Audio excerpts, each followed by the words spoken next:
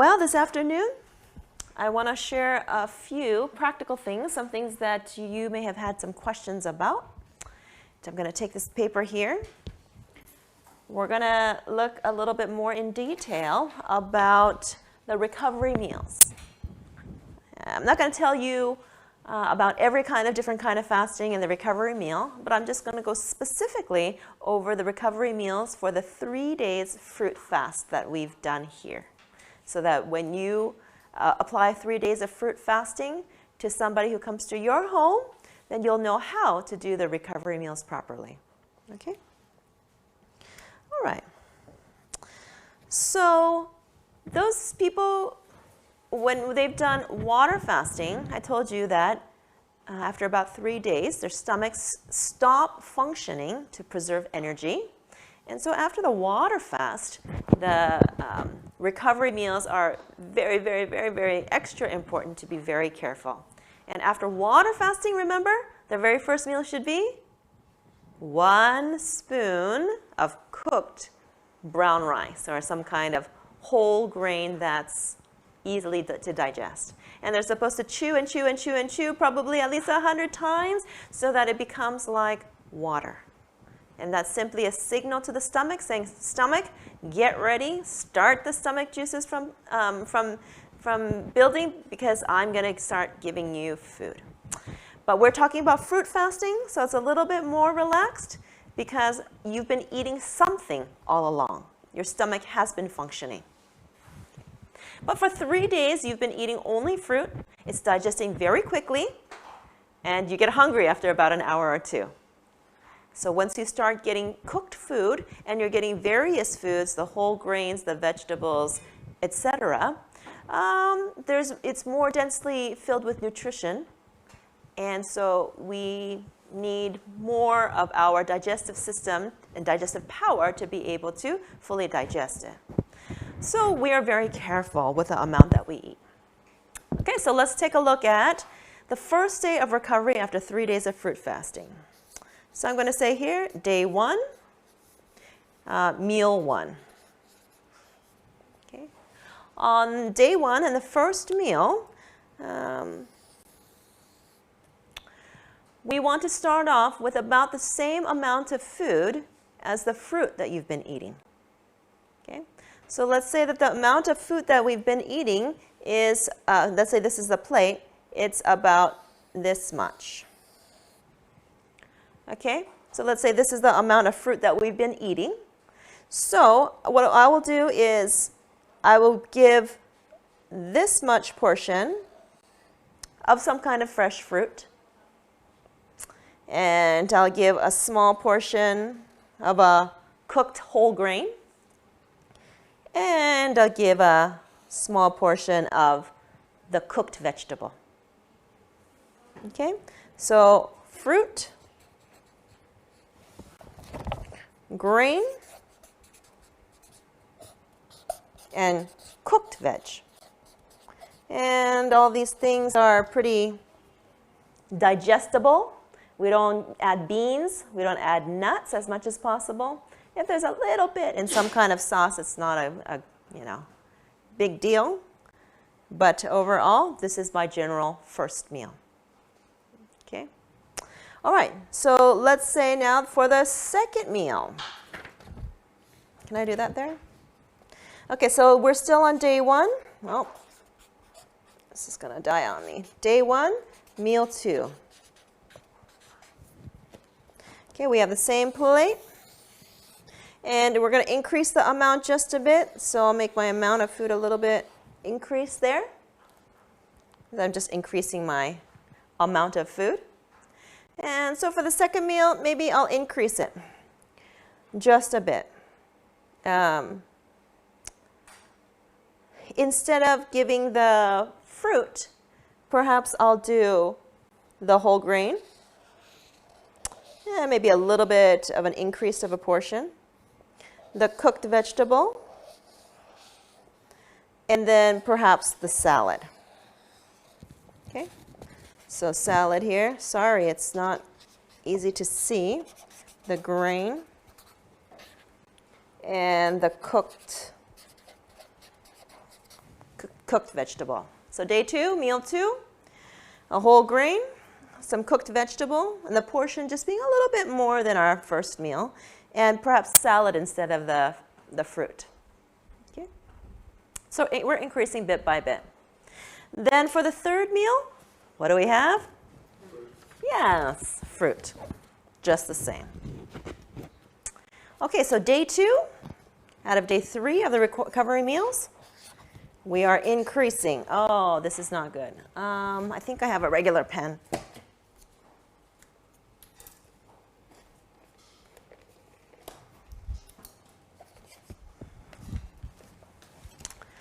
Okay, so day 2, meal 1. Okay, we've got our plate. The amount of food is increasing, so I'm going to increase that a little bit more. Okay, I've got my whole grain. I've got my fresh fruit. And I've got my cooked vegetable. Yeah. And my cooked vegetable. And I would just increase the portions a little more than lunch. And even though we have 3 different elements, just increase that portion. Because I don't want to introduce the beans quite yet, maybe at the next meal. Okay, so this is day 2, meal 1 for breakfast. So increasing the amount.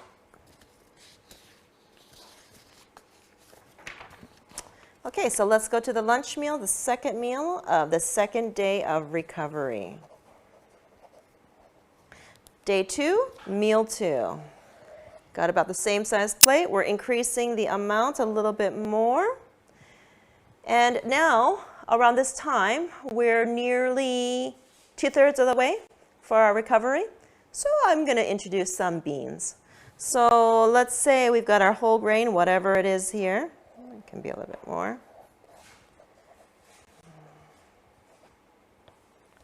Okay, and then I'm going to give some kind of dish. Maybe it's that Indonesian chickpea satay. It's got some chickpeas in there and some other things. So something maybe with beans and a cooked dish and some cooked vegetable. And some salad. By this time, we can start introducing like almost all the different elements, and we could do a little bit of the raw fruit. So now we've got all the elements, but smaller portions. So when we compare it to the size of the regular meal, it's less. So we still have 1 more day to go before it should be about the full meal. Okay, so then we come to day 3. Our final day of recovery meals. And by this time, you're almost nearly eating what everyone is eating. Day 3, meal 1. We've got our plate, and we've got our cooked grain, we've got our cooked main dish, we've got our cooked vegetable dish, and we've got our fruit. So here's our grain, our main thing. It can have beans, nuts, whatever, our cooked veg, and our fresh fruit. Okay? The amount is increasing bit by bit. That's just giving you an idea. Doesn't have to be exact, but you get the idea. Okay, so for the final recovery meal, we've got day 3, meal 2, and now we can just increase the portions so that it looks almost like the regular meal. Okay, just a little bit less. The whole grain, the cooked main, the cooked vegetable, the salad, and the raw thing. Okay. And then Dinner again, our evening meal, we just have fruit like usual. And then the next day, we finish the recovery meals, then you're free to go and to get the portion that you need. And the same principles apply. Don't overeat. Don't, a lot of times our eyes are bigger than our stomach. Especially now, after you do fasting, your stomach should have shrunk into the proper size. And that will be your guide as to tell you how much is your capacity. So remember to eat till you're about 70% full. Don't overeat. Chew, chew, chew like you've been learning. And throw away any food if it's too much. One more time, I'm going to say it again, okay? Don't make your stomach your rubbish bin. Don't make your stomach your rubbish bin. Use the rubbish bin that's provided. Okay. Now, some of you are very interested in doing this medical missionary work and inviting various people to your homes. So I'm going to talk now about how to assess people, what information to get from them, and how we can apply fasting. Okay? So first and foremost, I want to tell you who should not do fasting. Okay? Any kind of fasting. Who should not do any kind of fasting?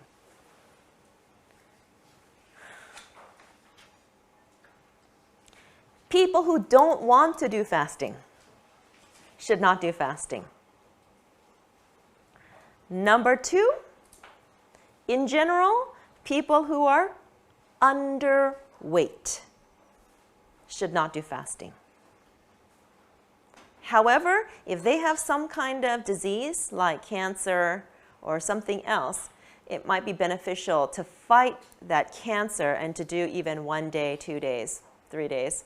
There was one man in Thailand just in January, and it seemed like he has a pretty aggressive cancer. The doctors didn't tell him what stage he was in, but from talking to him, it sounded like he was pretty far along. And so even though he was skinny, even though he was underweight, Mrs. Choi said, you know, you need to do like 1 day of water fasting, 2 days of fruit fasting, and then maybe back onto water fasting for a couple of days. So this is important for shrinking the cancer. So if you need some guidance on this, you know, you can contact me. I can give you some guidance, some recommendations. I can ask Mrs. Choi if I don't know the answer, and we can find out what's the best. If you don't feel confident in telling people how many days to fast, you know, don't do it. They can have the same benefits by eating temperate meals, simple temperate meals. The water fasting is the fastest way to get rid of the toxins and the waste. Fruit fasting is the second fastest way, but the third way is temperate fasting, which is just eating the regular meals but just smaller amounts. The amount of time that your stomach is hungry is the amount of time that your body is working to repair itself. Okay? So just allowing that to happen is helpful. I'll give you a story. In Malaysia, the very first time we did a seminar, there was a lady who had breast cancer. The breast cancer was not only in her breast, but it had spread into her lymph system. She had these bumps on the back of her neck. And when she heard about the lecture on the benefits of fasting, she said, "Can I fast?" But she was very thin. She was weak, she was underweight, and she had had chemotherapy. And Mrs. Choi said, no, you cannot do the fasting. Just simply eat the meals, the healthy meals. And we invited her to come eat together with us because that was just an evening seminar, just once a day. So we invited her for the meals, and she came and ate with us. Even though she wanted to fast, she didn't fast, but the results are very interesting. A few days later, she came and reported that, oh, those bumps on my neck, they have gotten softer and they're reducing in size. So that's when I learned, we don't have to fast in order to see the results. Okay? So, just by changing our diet, just by making it a healthy diet, but I have a feeling that it's not just the diet. It is also the Word of God that was sinking into her heart. Because Mrs. Choi talks about some people who are Buddhist monks, who live, who have lived for years and years in the mountains, in the fresh air, with clean water, eating a vegetarian diet, but they got the disease, and they were not getting healed from the disease, but they go to Bethel, and why is it that they are healed there?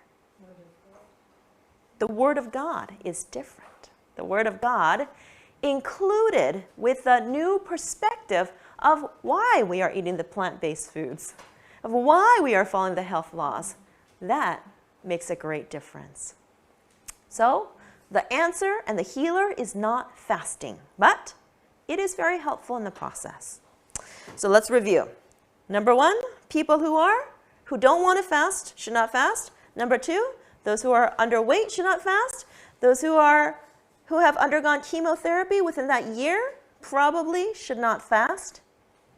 I've seen exceptions once or twice when it's been a while since they've had the chemotherapy treatment, and they're very strong.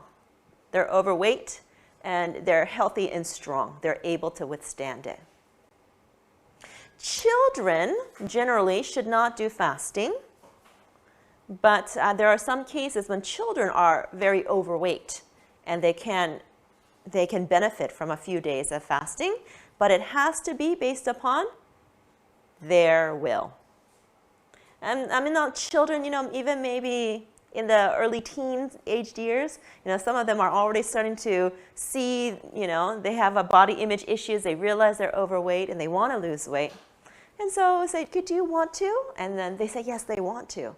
And so we just keep up with them, monitor them, and see if they're hungry. If they're hungry, we transition them.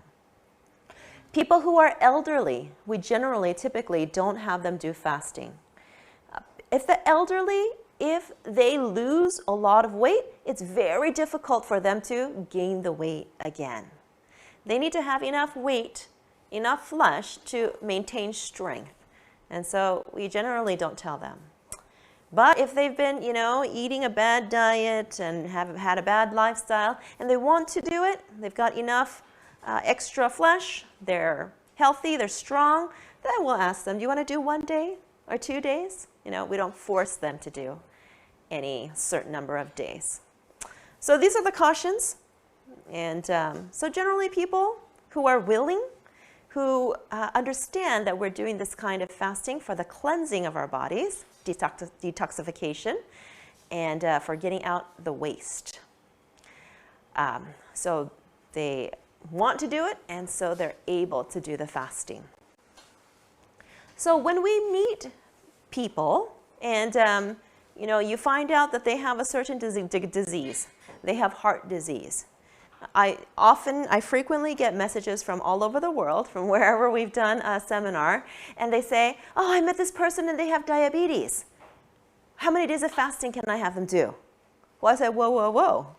Now, with that information, I have no idea. So the basic information that we need to know, number 1, are they male or female? Well, I can have a better idea of, what their typical weight, height, etc. is. When we know they're male or female, we need to know their age.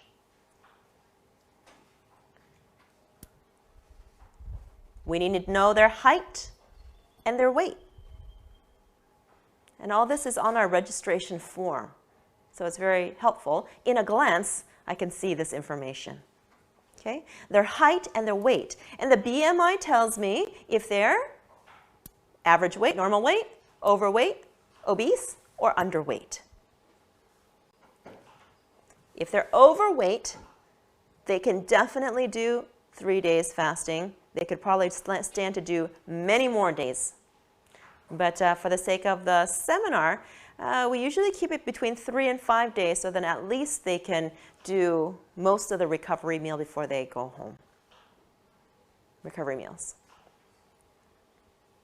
Okay, So we know their height, their weight, if they're overweight, average weight, or underweight. If they're average weight, if they have an average BMI, then typically they can do fasting for 3 days without problems.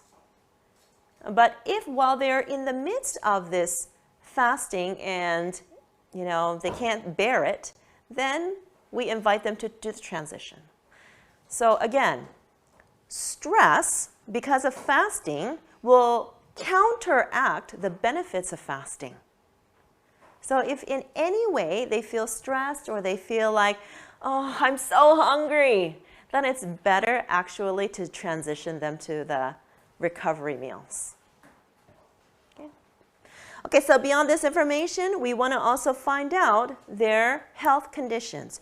Do they have any medical conditions, any diseases, and are they taking any medications?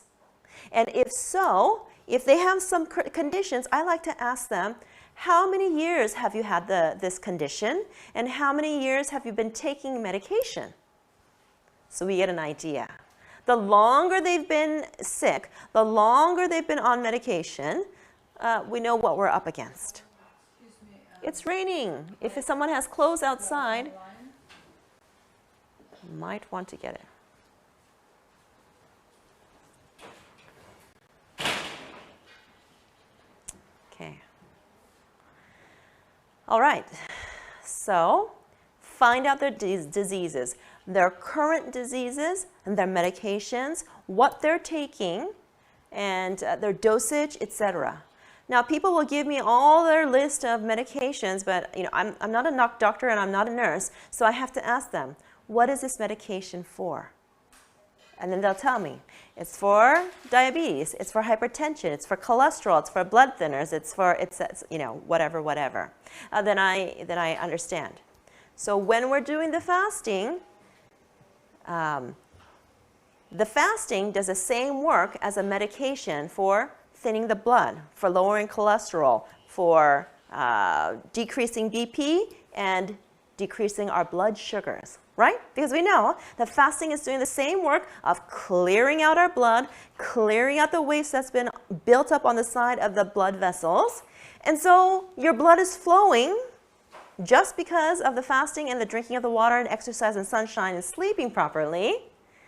So it can become dangerous to be taking those medications while you're doing this fasting and drinking water, et cetera, because it could drop your levels too low. So that's really the danger, especially for people who are diabetics. We need to monitor them very carefully. Diabetics should always keep a candy or some kind of sweet fruit, a little bit of honey close to them in case they become hypoglycemic. If they start feeling the symptoms of being shaky and clammy, dizzy, lightheaded, etc., because they're low blood sugar, they can just take a little piece of candy, a little tiny bit of honey, and their blood sugar will come back to normal. And this is possible, especially if their high sugars are coming down. The effects, even if you check their blood sugar and you find out that they're in the normal range or high normal range, they can start still feeling the effects of hypoglycemia because the change is so dramatic. As you get to see different diabetic patients, and just find out how they're doing, what their symptoms are, and that's how you get more knowledge through experience. Diabetic patients should not do water fasting because they can become hypoglycemic. So diabetic patients can do fruit fasting or temperate fasting. And even diabetic patients, when they do the temperate fasting, I try to remove the fruit. I'll increase the vegetables and other portions of the meal, but I will eliminate the fruit, or I will just give them a small portion. When the sugars start coming down and the functions are becoming more normalized, then we'll test out a little bit of fruit together with the meal. Because typically, blood sugar goes up when the fruit is eaten together with foods, especially when you're eating a whole meal and then you eat the fruit at the end. Okay? This tends to spike up the blood sugar. And many diabetics say, oh, you want me to do a fruit fast? But eating fruit will spike up my blood sugar. But that's not true. When you're eating just fruit, one kind of fruit for a meal and a small portion, it's not going to spike your blood sugar. And after a few days, even after 1 day, it can cause the blood sugars to become normalized. Okay? So the fruit, sweet things together with all the food, that's causing the spike. Okay, what else? We also need to know what their past, we need to know their past medical history a bit. Have they had any major conditions? Some people might have had cancer, but they've overcome. They're completely free from that. But when you hear that they've had cancer, it's kind of a red flag, a red alert. Okay, so this was in their body, and the cause is lifestyle, as we know, and so we need to be very careful. When people are overweight, it's important for them to lose weight because the extra weight is the deposits of waste, toxins, and fat. And did you know when you're doing the fasting that the body doesn't have all that food to digest and that energy to burn up, so it takes the energy from the stored fat and burns that up. And when that burns up, that energy that's produced, it gives us the energy that we need, right? So people who are overweight, they can do fasting and they say, I don't feel hungry or weak at all. Because that fat that's burning is providing the energy, it's providing the fuel. But that fat and all those toxins and whatever, the waste that's burning up is helping to boost your immune system. And the cancer cells do not feed on that. That's why the cancer cells don't have the foods that the cancer cells like in order to grow. And so when they don't have fuel to grow, they start shrinking. Another question that we asked to everybody is, do you have any stomach problems? Do you have any digestive problems? Particularly, do you have any stomach ulcers? And some people don't even know if they have ulcers or gastritis sometimes, but this is a question that becomes very telling. I ask them, when your stomach is empty, when you feel hungry, do you feel pain? Okay? So when your stomach is empty and you feel stomach pain, that's an indication that you probably have a stomach ulcer.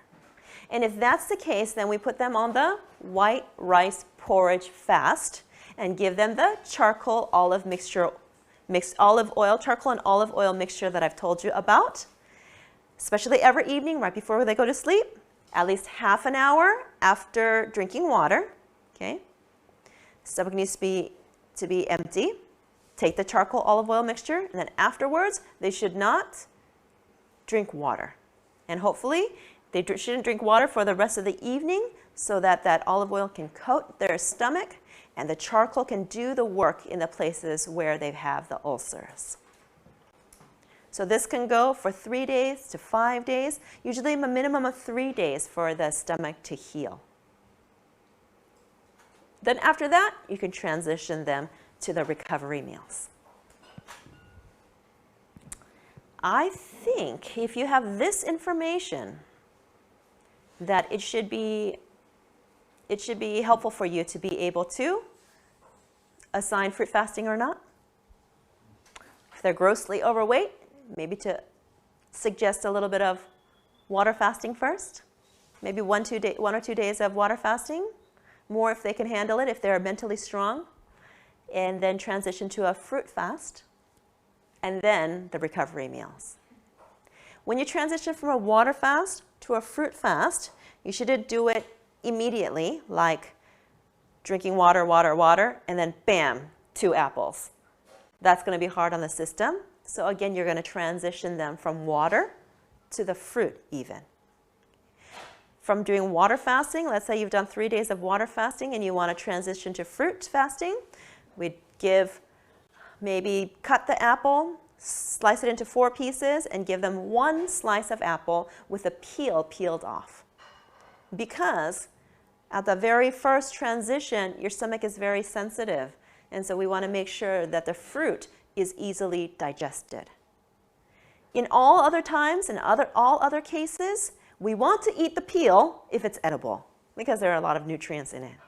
But just in the transition from like water to the fruit fasting, make sure that very first meal, that transition, doesn't have a harder to digest peel. Okay? And then the next meal, then you'd increase the portion. Let's say we're doing oranges. Maybe I would give them half an orange. And then the next meal, I give them 3/4.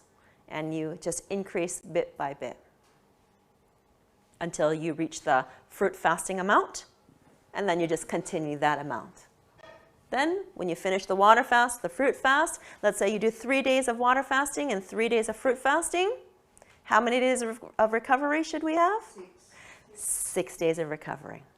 So just divide up your food and imagine on the 6th day you're going to finish with about the regular portion of meals. So the first meal for the recovery will be smaller than the recovery meal that we had here because we only did 3 days of fasting. And so 3 correlating days of recovery. Okay, I think I've given you a lot of information. And I wonder if you have any questions.